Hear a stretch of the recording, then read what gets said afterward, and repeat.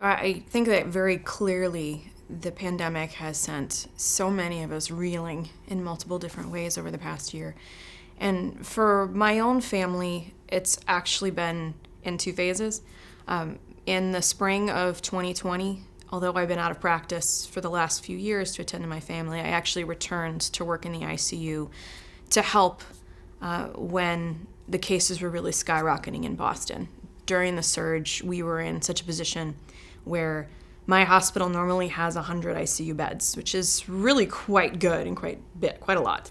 But we at one point had 200 ICU beds just with COVID patients. So to accommodate that, we had to create all these overflow ICUs from recovery rooms. We were taking ventilators from operating rooms, and they needed staff. So knowing that I was uniquely equipped with these skills out of good stewardship, knowing that we're to use the gifts that God gives us for the common good, I did go back. And that was a season where my family and I had to very heavily lean into the gospel. The scene, which others will speak of in the hospital for those who are sickest with COVID, is harrowing. Patients are very slow to recover if they do at all.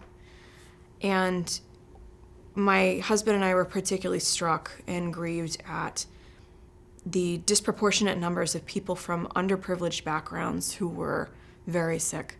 We had family members in my ICU where I would ask, who's the healthcare proxy so I can determine goals of care? And the healthcare proxy was one floor above in another ICU also intubated.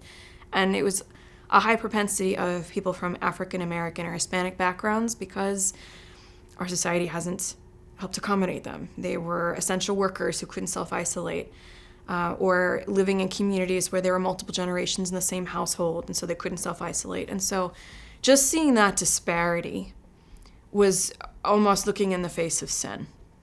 And so during those moments, it was hard not to fall into despair. And it really was in daily, nightly, because I was working nights, at the bedsides of these patients that I couldn't examine or touch even in the way I normally would, and there were no family at the bedside, of really leaning into our hope in Christ.